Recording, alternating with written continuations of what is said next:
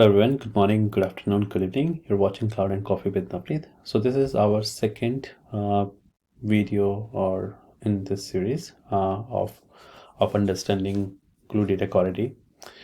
So in this one, in the last video, we have learned how you can able to build the Glue Data Quality at rest. Now we're going to learn about how you can able to build the Glue Data Quality at transit. So as we did in the last video, this video we are going to learn again. We're going to go and launch the stack. We will be providing the stack name and then creating the stack. Please acknowledge it. Okay, of course. I will be going and acknowledging it and then creating the stack. It will take some time to get this to get it deployed. And once the deploy, we will start working and creating the creating our Glue Data Quality at rest. All right, so I will pause the video here and we'll wait for it to get it done. So this stack got deployed, so let's go ahead and start working on our data quality at transit, or we can call it data quality in the studio. So we have done here, so we are going and building the Glue ETL job. So we will be using to use Glue Studio. I will be going and using the Glue Studio. Let's build here, click on the visual ETL. First thing which is asked to provide the job details, we will be calling it Glue Data Quality. So let's say here and you must be wondering like why it's different. Maybe just because when the blog was written it has a different UI, and now it's a different UI. So blog is a little outdated in terms of UI, but everything should work fine. We can find the Glue Data Quality Studio as a job details here. I am role, let's see. Yeah, so this is the data quality name. If we found it, we can keep everything. I believe no, it kept everything default. Hopefully yes. This is done. We will be using disable 0 retry and script everything else. So let's go. I think everything will be remain same. So here now we have a new version. I will be keeping same. I will be job bookmark is here, and the retries are good as 0. So I will be just going and saving it. So once done, now go back to the visuals. Here we are having this plus sign. If you see here, source, transform, target, and if there are any popular ones. So we will be going with the source. First, let's go and find the source. So we are looking to have this Amazon S3.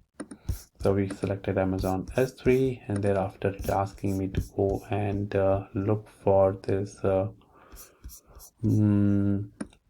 choose the S3 and navigate to prefix data lake. So it's showing the Glue Data Quality Studios, something like this kind of bucket is got created. So we will be going and looking to browse the bucket Glue the Glue data block. So this is what the big data block. No, not this one. Glue Studio.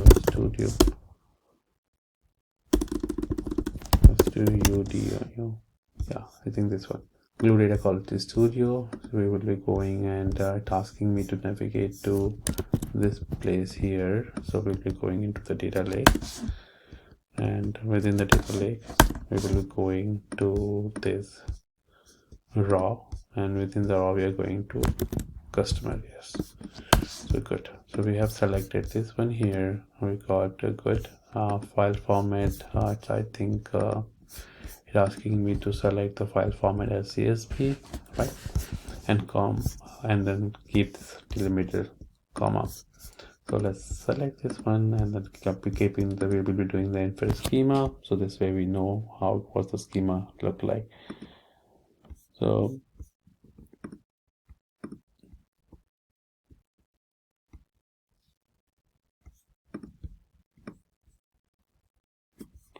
okay, this is our schema. Got it. Let's go back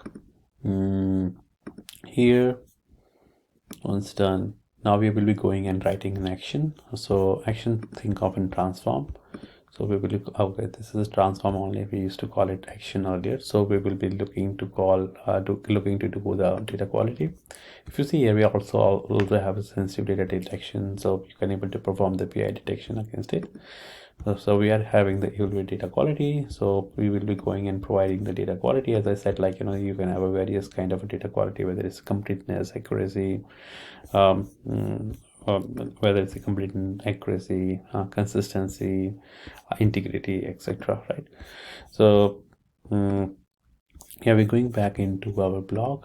We will be going and creating all kind of is primary key. Okay, customer ID. So let's say if we're looking to see if the customer ID is the primary key. When we say primary key, it means it has a no null value and it has an incremental value around it, right? So that's a characteristic of having the primary key. Okay, so there should be no duplicate or anything. There should be no null value, etc. for the primary key. That is done. Thereafter, we are looking to see if we are having any column length. First name should be greater than 2. So this is okay. We're going and adding a new here. So column name, column length, first name. So we are having this first name. I wanted to call it like, okay, this should be greater than 2.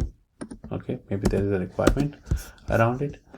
And thereafter we wanted to go and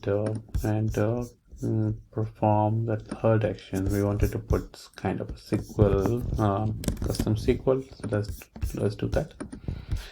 So we have provided this custom SQL in here. Once the custom SQL is done, okay, this only 3 rules. Okay, and thereafter we wanted to store. There are a few properties around it. Now my rules, first name, column name. Okay, what error message? We are cannot read property undefined is analyzer only, is primary key, rule type is primary, is primary, if I add is primary key. Okay, so this is how it is. So this is in caps. So I will be put this is the caps. That fixed the error message. Okay, now there are a few options for me to that, like a data quality term. Somewhere you wanted to choose choose an output original input value. So it will let me, he wanted to have an original data value. Yes. Add a data quality result. Yes, I wanted to do that too. And performance configuration, if I wanted to put any, if I wanted to catch the data, right? I will be not looking to do that. So however, I will be going and selected these 2 options. So I will be good. Let's go to data quality. You will be good. So we have just selected everything. Publish result on a CloudWatch. I wanted to do that. Hey, if you wanted to say like, hey, if the job fails, let's say you're building the data quality in transit, and if you have a multiple job step, and if the job wanted to say job should fail after if any of the data quality fail, you should have an option to fail the job, or also you have an option to fail the job without loading the data and with loading the data, so that there are multiple options are available. So I will be going and saving this one here. Once done, I will be going and running the data quality. If I go here and look the run detail, it will be going and running the data, running your job, and it will be performing some kind of a data quality check. That should be appear here once the data quality execution been done. So I will be wait for the job to complete its steps, and once the job completion steps is done, we will be able to go and see how the data quality is being executed, and if there are any failure or no failure around the data quality. So I will pause this job and wait for it to complete. Okay. So now our job just got completed. So if I go back and look into the job runs here. So this is got completed.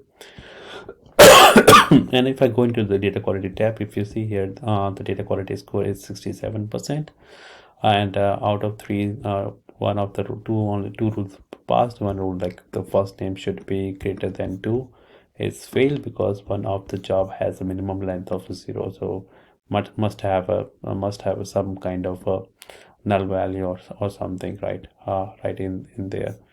So if I go here and view the trend, let's see if we're able to go and see the trend around it. So yeah, I don't see anything in here, but anyways, so if I go here and look at this rule is failed, and yeah, so this is your score here. It has something very interesting around anomaly detection. Maybe I can talk to you through later about how the anomaly being detected over the period of time. Let's say, especially around the row number. So let's say if you have a data being loaded every day by when you will be performing the row number count row number around, maybe you will be bringing 10,000 record every day, and all of a sudden its record is a million record. So then it will be generating that anomaly for you. It may be some issues with your data because now you will be ingesting millions of record. With that, again, here what we did here is we just telling here this should be getting logged into CloudWatch, and this continue with the job default. What we say, if I fail the job with the loading data target, then what we can do is we can just simply able to go and able to add S3 location. We will be telling here where you wanted to have the data being stored. You're able to tell like, okay, which data format you wanted to have, etc. That will be interesting, but for now we are not looking to do that. So S3, sorry, it should be the target, not the